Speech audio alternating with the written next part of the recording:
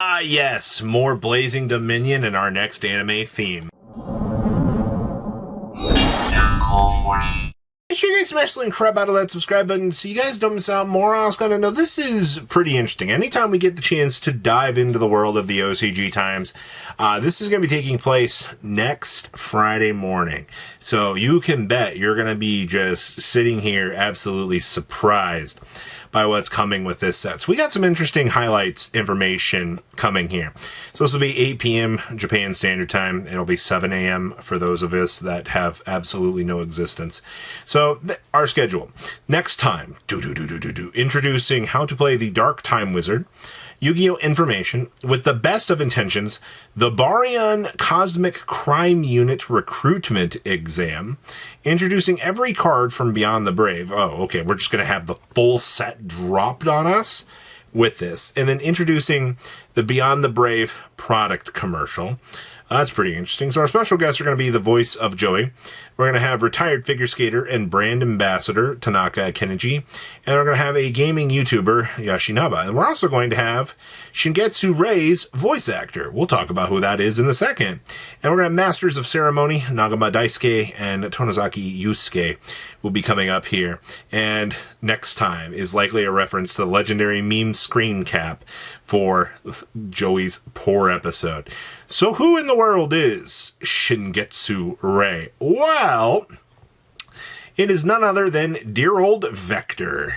Yes, which is actually his regular form. Vector's like his supreme evil form. If you take a couple screenshots, scroll on down here a wee little bit, and then we come on down here to the deck section. As Rei Shadows, Vector plays a Shining deck, which focuses on low-level monsters for effect damage. His Shining deck includes Shining Destroyer, Shining Rabbit, Shining Sly, Rank Up Magic Baryons for Shining Bridge, Shining Reborn, and Shining Stunt. Now, I mean, Shining... Who is this guy? It's just burn damage. These cards, Shining Rabbit, doesn't exist. Your Shining Sly... if there's a face-up exceed monster on the field, it's going to be target for attack during either player's turn. If you take battle damage from picture, monster the controller of the player will take damage becomes 0. Oh, look, okay, so, sure. And then you come down here and you see Umbral Horror. Oh, that's interesting. And then there's also down here, in the past, Vector used a Gorgonic deck as well, focused on deck destruction via the rules of the Shadow Duel. This directly affected Nash's soldiers. So we have Umbral Horror, and then we have Gorgonic. Okay, so what are we expecting here? There's also the fact of Dawn 1000 existing as like his extra form, if you want to get a little bit more technical about that, but I'll talk a little bit more about that. So you have this Shining theme, which could become reality. We have Umbral Horror, and then we have Gorgonic. Now, highly likely, you're going to see either a tie-in to one of these archetypes, or you're just going to straight see an entire remake of one of these. I would not be surprised to see a remake on Umbral Horror just to make it a little bit better, because that's been the theme that Konami's trying to do right now. They're trying to make themes be available right out of the pack, and if I could build an Umbral Horror deck straight out of the pack, that would change things. Now, if you were wanting to build Gorgonic right now, the most expensive card within your strategy is a 15 cent to 20 cent card. The rest of the Gorgonic cards, I kid you not, this is probably one of the worst themes within the game's history. And as you look at what's available here, the Gorgonic monsters, they are very far and in between of any... You could probably pick up a playset of everything for $1 plus shipping. If you think Gorgonic is going to be the choice for this. But I think the big thing here is going to be probably 104 and Masquerade and Umbral Horror as a whole. This does open up the possibility, are we going to see a 104 retrain? Is 7 Tachyon? Ooh, we could see a 7 Tachyon alt art. I would not be surprised about that if that's going to be the case, because this is a chaos number. You know, we are able to bridge with this. These are $15 for first at ultimate rares now. That's very interesting.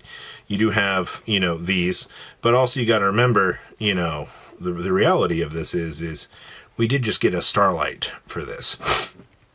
Starlights are $2 to $3 a copy, and as you can see, I mean, people are already kind of jumping through the hoops here, wanting to pick this up. Now, what about the rest of the Umbral Horror support? Because surely there has to be something in the Umbral Horror stuff. Well, you can get the token from Burst Protocol, which I guess we feel like this should have been a telling sign, right?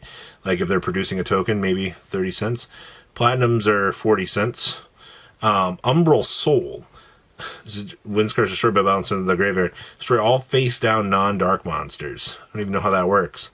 All the front pages are just that. Let's get into some of these Umbral Horrors here. Umbral Horror Ghoul is 10 cents. Oh my god, this archetype needs a complete remake. 10 cents. Uniform. Another. What do these cards actually do? When this card is destroyed by balance into the graveyard, while you control monster special, some 2 Umbral Horror monsters from the deck. You can only use the effect of this card's name once per turn. Oh my god, that is effectively terrible.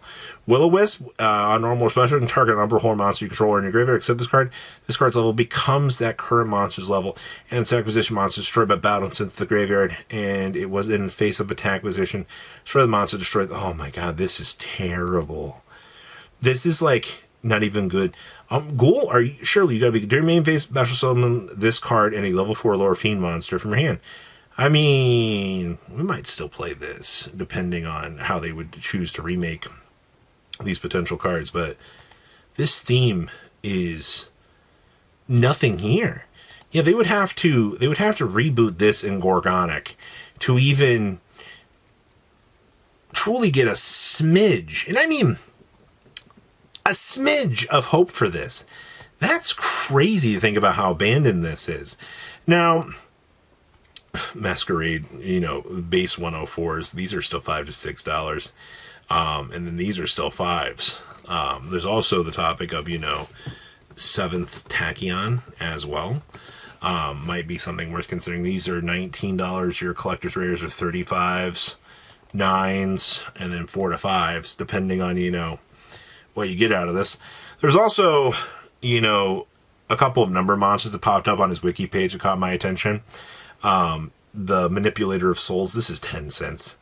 But if they're going to make a new theme, once per turn detach and exceed material from this target a number monster in your graveyard, equip that target to this card. While equipped with a number monster, this card cannot be destroyed by battle card effects. Once per turn, you gain life points, and then you can have this card gain attack equal to the life points that you gain and inflict that damage to your opponent. I mean, that's not terrible. There's also Master Key Beetle. He had a really cool lock with Master Key Beetle with a custom card. Well, a card that's not out yet. But Master Key Beetles are 50 cents, 15 cents, you know, 40, 60 cents. I mean, like, these are very cheap. And then, of course, there's Dark Mist, which, depending on, you know, how far we're going down the rabbit hole, this is relatively cheap. Which is actually kind of crazy. Now, one of the cards that he had with Key Beetle was the Magical Tome, which choose a card from your opponent's deck and place it underneath this card, and then shuffle your opponent's deck. During the end phase of the turn that this card leaves the field, add the card that was underneath this card to your opponent's hand.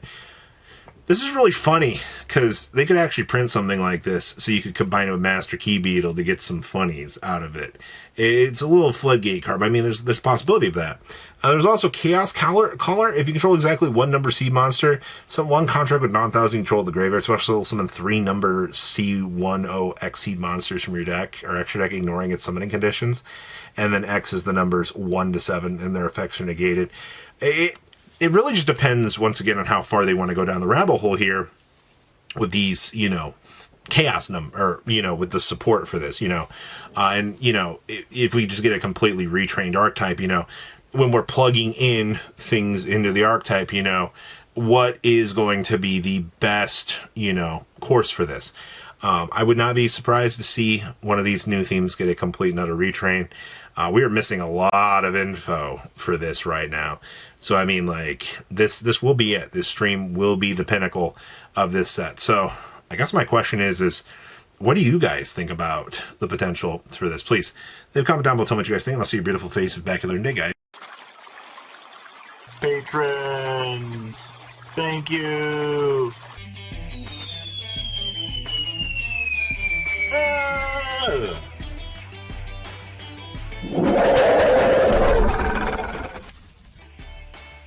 Thank you so much for watching. Check out these other videos.